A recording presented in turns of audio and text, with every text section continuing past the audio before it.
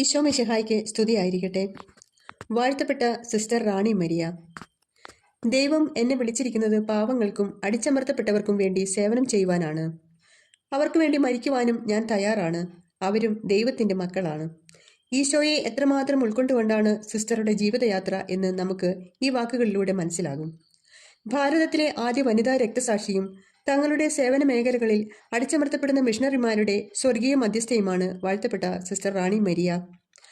ദൈവസ്നേഹത്തിന്റെ പാരമ്യമാണ് രക്തസാക്ഷിത്വം. സത്യവിശ്വാസം നൽകിയ തീഷ്ണതയിൽ ദൈവസ്നേഹവും സഹോദര സ്നേഹവും ഒരുപോലെ പ്രവർത്തിപ്പിച്ച സിസ്റ്റർ 41-ാമത്തെ വയസ്സിൽ ധീര രക്തസാക്ഷിത്വം വരിച്ചു.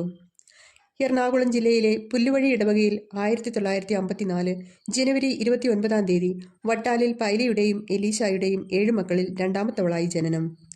1954 ഫെബ്രുവരി 5-ാം തീയതി മറിയം എന്ന പേരിൽ മാമോദിസ സ്വീകരിച്ചു. 7-ാം വയസ്സിൽ ആദ്യ കുർബാന സ്വീകരണത്തോടെ ഈശോയ്ക്ക് വേണ്ടി മാത്രം ജീവിക്കുവാൻ അവൾ ആഗ്രഹിച്ചിരുന്നു. ഈ ആഗ്രഹ സാഫല്യത്തിനായി 1972 ജൂലൈ 3-ാം തീയതി ദുഃഖ്രാന തിരുനാൾ ദിനത്തിൽ തന്റെ പിതൃ സഹോദരിയോടൊപ്പം കിടങ്ങൂർ ഫ്രാൻസിസ്കൻ ക്ലാരമഠത്തിൽ ചേർന്നു. പ്രാർത്ഥനാപൂർണമായ ദിനങ്ങളിലൂടെ ഈശോയെ അറിഞ്ഞും അനുഭവിച്ചും തന്റെ ആഗ്രഹ സാഫല്യത്തിനായി അവൾ കാത്തിരുന്നു. 1974 മെയ് മാസം 1-ാം തീയതി സിസ്റ്റർ റാണി മരിയ എന്ന പേരിൽ സഭാവസ്ത്രം സ്വീകരിക്കുകയും വ്രതവാഗ്ദാനം നടത്തുകയും ചെയ്തു. തന്റെ ആഗ്രഹം പോലെ പാവങ്ങളുടെ അടുത്തായിരിക്കണം എന്റെ സേവനമെന്ന് അവൾ തിരിച്ചറിഞ്ഞ് തന്റെ പ്രവർത്തന മേഖലയായി 1975 ബിജനൂർ രൂപതയിലെത്തി. 1983 സപ്ന രൂപതയിലേക്ക് മാറ്റം ലഭിച്ചു. അവിടുത്തെ ജനങ്ങൾക്ക് വേണ്ടി കൂടുതൽ പ്രവർത്തനങ്ങളിൽ ഏർപ്പെട്ടു. സാമൂഹ്യ സേവനങ്ങളിൽ സ്ത്രീകളുടെയും കുട്ടികളുടെയും ഉന്നമനത്തിനായി ശ്രദ്ധ ചെലുത്തി. കർത്താവിനെക്കുറിച്ച് ഒരു വാക്കെങ്കിലും പറയാതെ കടന്നു പോകരുത് എന്നത് സിസ്റ്ററിന്റെ പ്രത്യേകതയായിരുന്നു. 1972 ഇൻഡോർ രൂപതയിലെ ഉദയനഗർ എന്ന സ്ഥലത്തെത്തിയ സിസ്റ്റർ പട്ടിണിയും രോഗങ്ങൾ മൂലവും അവശരായ ജനങ്ങളെയാണ് കണ്ടത്. നിരക്ഷരരായ പാവങ്ങളെ സമ്പന്നരായ ജന്മിമാരും വ്യാപാരികളും ചൂഷണം ചെയ്യുന്നത് സിസ്റ്റർ മനസ്സിലാക്കി. ഊണും ഉറക്കവുമില്ലാതെ അവർക്ക് വേണ്ടി പോരാടാനും വേണ്ടിവന്നാൽ അവർക്ക് വേണ്ടി മരിക്കുവാനും തയ്യാറായ യേശുവിന്റെ ഉറ്റ സ്നേഹിത. പ്രാർത്ഥനയിൽ അതിനുള്ള കരുത്ത് നേടി അവരോടൊപ്പം സർക്കാർ ഓഫീസുകളിലും കയറിയിറങ്ങി.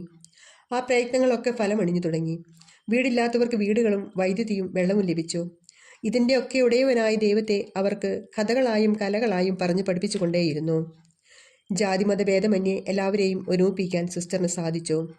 അതോടൊപ്പം ജന്മിമാരുടെയും സമ്പന്നരുടെയും കണ്ണിലെ കരടായി സിസ്റ്റർ മാറിയിരുന്നു. പലപ്പോഴും ഭീഷണികൾ നേരിടേണ്ടി വന്നു. ഇതിലൊന്നും വഴങ്ങാതെ ഗ്രാമങ്ങൾ തോറും സേവാ സംഘങ്ങളും സഹകരണ സംഘങ്ങളും ശക്തിപ്പെടുത്തി അവരെ സ്വയം പര്യാപ്തരാക്കി. പ്രാർത്ഥനയായിരുന്നു സിസ്റ്ററിന്റെ ശക്തി കേന്ദ്രം.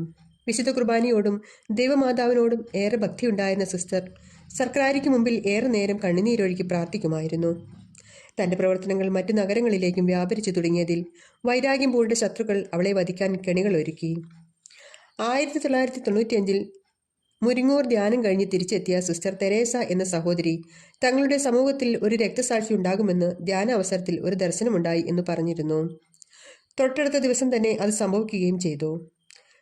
ഫെബ്രുവരി 25-ാം തീയതി ശനിയാഴ്ച ഉദയനഗറിൽ നിന്ന് ഇൻഡോറിലേക്ക് ബസ് യാത്രയിലായിരുന്നു സിസ്റ്റർ റാണി മരിയ. ശത്രുക്കൾ അവളെ വധിക്കാൻ ഏർപ്പാടാക്കിയ സമന്തർ സിംഗ് എന്ന വാടക കൊലയാളിയും ആ ബസ്സിലുണ്ടായിരുന്നു. കുറച്ചു ദൂരം പിന്നിട്ടപ്പോൾ ആ നീചൻ സിസ്റ്ററിന്റെ മുഖത്ത് കത്തികൊണ്ട് കുത്തി.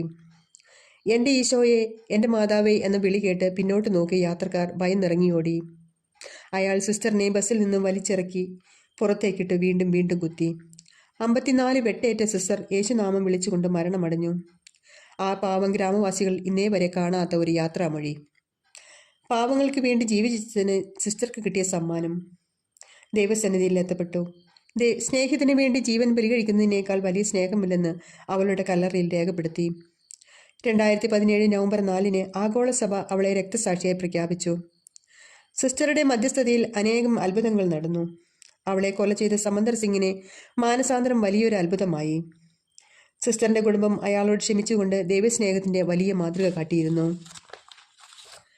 2003 നാമകരണ നടപടികൾ ആരംഭിക്കുകയും 2017 നവംബർ 4-ാം തീയതി ഫ്രാൻസിസ് മാർപ്പാപ്പ സിസ്റ്ററിനെ വാഴ്ത്തപ്പെട്ടവളായി ഉയർത്തുകയും ചെയ്തു.